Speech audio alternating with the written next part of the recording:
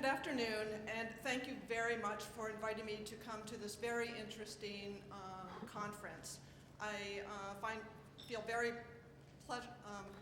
pleased to be at this very interesting discourse and having the opportunity to discuss the differences between the Korean, the Japanese, and the U.S. patent systems. By way of introduction, I want to explain the position that I have at the Patent Office. The Office of the Solicitor is responsible for defending the Director of the Patent Office in federal court. And because the Director oversees the boards, the Patent Board and the Trademark Board, we are responsible for defending the boards in district court and in the Federal Circuit.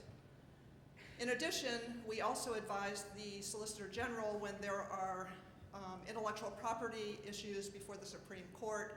In fact, we were involved in the Quozo case that is currently before the Supreme Court in helping them to draft the brief to represent the government in that case and prepare for oral argument. So I spend a lot of my time in front of the Federal Circuit, and I can assure you that being grilled by the judges at the Federal Circuit is quite different from here and being before this very friendly audience that I have here. So I enjoy this. I'm going to discuss today, as I've been requested, to talk a little bit about the record before the Federal Circuit in appeals of board decisions. And then I'm also going to talk about the standard of review and the amount of deference that is given to board decisions. And finally, I'm going to provide a little bit of empirical evidence that will give you a sense of how frequently board decisions are affirmed at the Federal Circuit.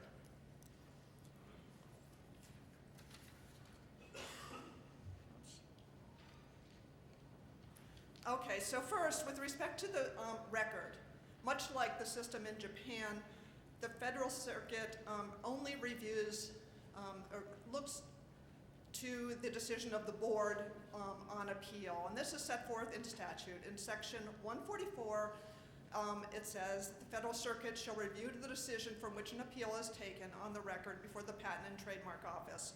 And that statutory section is actually referenced in the other sections that pertain to reexaminations, inter-parties review, and post-grant proceedings. And in fact, the court has held that evidence and arguments are limited to the four corners of the record before the board. And when arguments are not raised before the board, they're considered to be waived, except in very, very exceptional circumstances. So the court is quite rigid about that. The record is limited to what is before the board. To begin, I just want to sort of briefly describe the kinds of cases or appeals that are taken to the Federal Circuit. On the ex parte side, there are applications from patent applications and also reexaminations. And in those cases, we as a solicitor's office represent the director who is a party in each and every one of those cases. And we defend the patent and trademark board at the Federal Circuit in those cases. Oops. On the inter-parties side, we still have some outstanding IP re-exams. Those are going away with the new American Invents Act.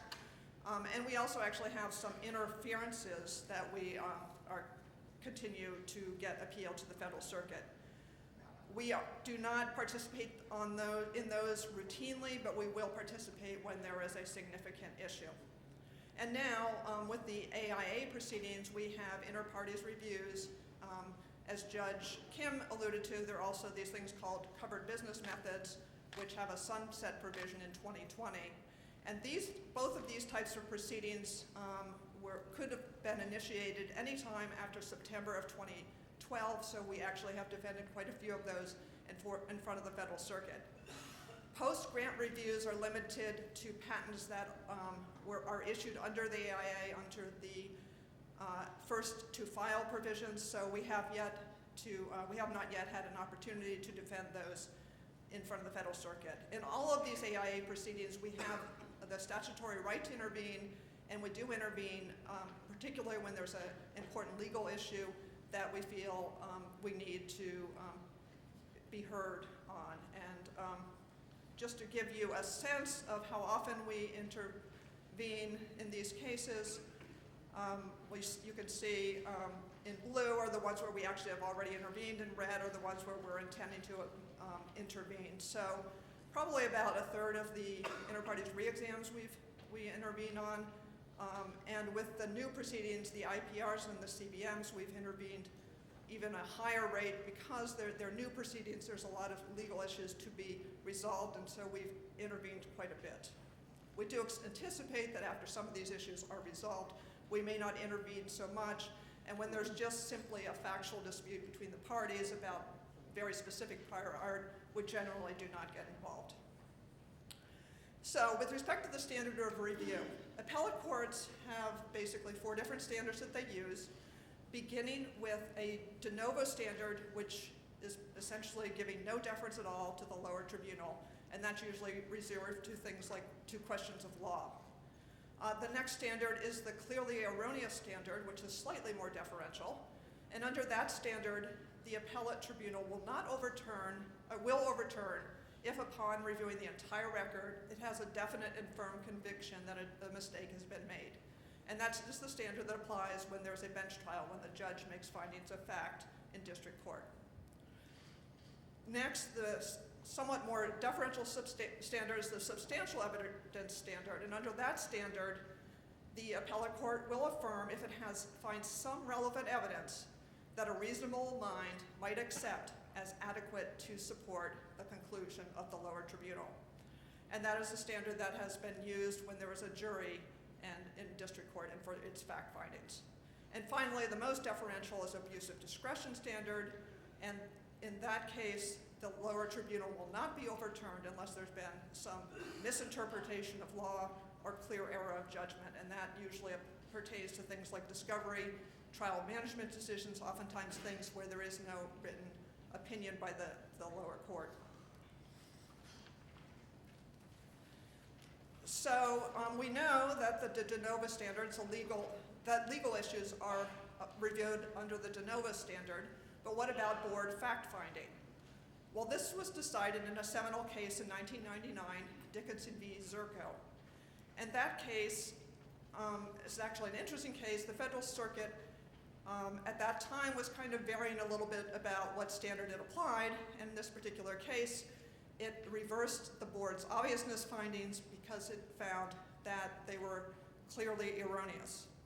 And the Patent Office then filed a cert petition and asked the Supreme Court to to overrule the Federal Circuit because it said it was using the wrong standard. There's an Administrative Procedures Act which was enacted in 1946, and under that act, all administrative agency decisions, it actually lays out the standards of review that are supposed to be used for all administrative agency decisions. And the Supreme Court agreed with the PTO and said, yes, we believe that the APA applies, Section 706 of the APA applies when the Federal Circuit reviews findings of fact by the PTO. And then following that, the Federal Circuit in Ray Gardside decided that, in fact, in the APA there's actually abuse of discretion and substantial evidence are set out as standards that can be used, and in Gardside, the Federal Circuit said that substantial evidence should be the standard applied to fact finding by the board, and that has been the law since 2000. I just want to mention that Zerko, the Supreme Court actually said they found the difference between clear evidence standard, the clearly erroneous standard, and the substantial evidence standard to be pretty subtle. And in fact, they couldn't find any case where a court had said that which standard they applied would have affected the outcome. And in fact, in this case, when it went back to the Federal Circuit again affirmed, reversed the board, and this time finding that its findings were not supported by substantial evidence. And so all was we were kind of living under this standard until last year, and then with the IPR proceedings, there was an interesting pair of cases, the Gnosis cases that came out. It was a panel decision, and the panel decided that, just like in Gardside, the substantial evidence standard should be applied to IPR proceedings. Judge Newman, however, dissented and said, well, IPR proceedings are supposed to replace district court proceedings. And therefore, it doesn't make sense to be applying the substantial evidence standard. A petition for rehearing was, en banc was filed, but it was denied.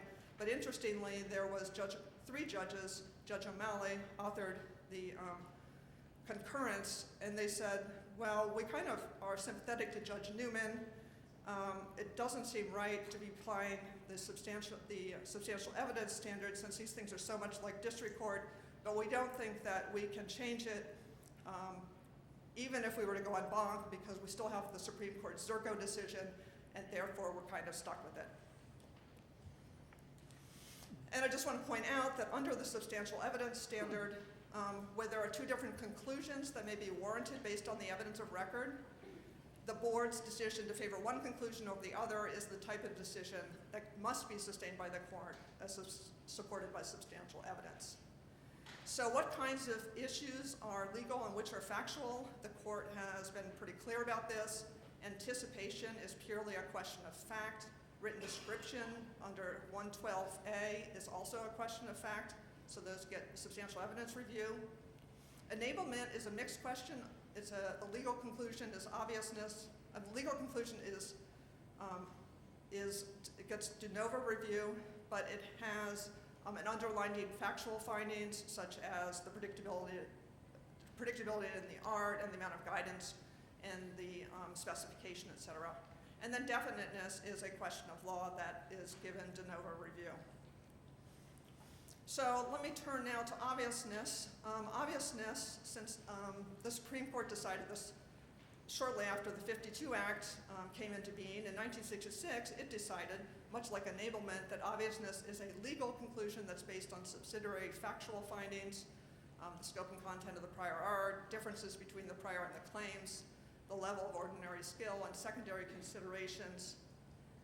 In addition, there are numerous other inquiries that the Federal Circuit has said are factual, whether the prior art teaches away from the claimed invention, whether there's motivation to combine references, and whether there is a reasonable expectation of success.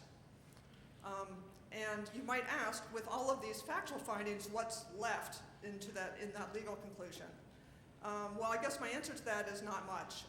At the end of the day, I know of no decision by the Federal Circuit where it's affirmed the board's obviousness findings as being supported by substantial evidence, but overturned the legal conclusion of obviousness. So we do find that in obviousness, with respect to obviousness, that the board also gets a great deal of deference. And I just wanted to point out that reference the KSR decision that you're probably aware of in 2007. This had to do with the motivation to combine. And in that case, the Supreme Court rejected the Federal Circuit's TSM test, which was the Federal Circuit required a teaching suggestion or motivation in the prior art in order to combine references for obviousness. The Supreme Court rejected that as rigid and said that in general, that a combination of familiar elements according to known methods to yield predictable results in a lot of cases will be obvious. And since the time of KSR, I think it's safe to say that the examiners have found it easier to write obviousness rejections. The board has been able to write obviousness rejections and get them affirmed by the Federal Circuit at a higher frequency. Now turning to claim construction, which is a little bit more complicated. It has kind of a long and sordid history. Beginning with Markman in 1996, the Supreme Court had to decide. The issue before the Supreme Court was whether claim construction was in something for the judge or whether it was something for the jury. And Markman, the court said, claim construction is definitely within the province of the court. And after that, the Federal Circuit in a case called CyberCore kind of looked to the Markman and said, well, we don't see anything in Markman where the court suggested that claim construction involved anything, any kind of subsidiary or underlying factual inquiries. So we see it to be a legal question, and therefore we review claim construction de novo. In district court, as I think has been discussed, the kinds of things that the courts look to are the claims, the specification, the prosecution, and extrinsic evidence. The question then becomes, well, what happens at the board? And in the board, they do not apply the same Phillips standard. It's been a long, over 100-year history. The board has applied the broadest reasonable interpretation, and that's in ex parte applications. It was extended to reexaminations, and then in the IPRs, PGRs, and CBMs, it was actually written into the regulations that the broadest reasonable interpretation is applied. So how does the court review this? Well, there's actually been several different lines of cases about this. The cases we like the most are ones that begin with In re Morris in 1997, and cases cite to that, and basically they say that the board's claim construction is reviewed to determine whether it's reasonable. Sounds fairly deferential, and it seems to be. Some cases have actually followed the CyberCore line, the CyberCore case, and said, no, we review it de novo, just like in district court. And then there's a few, like NTP, that kind of use a hybrid approach.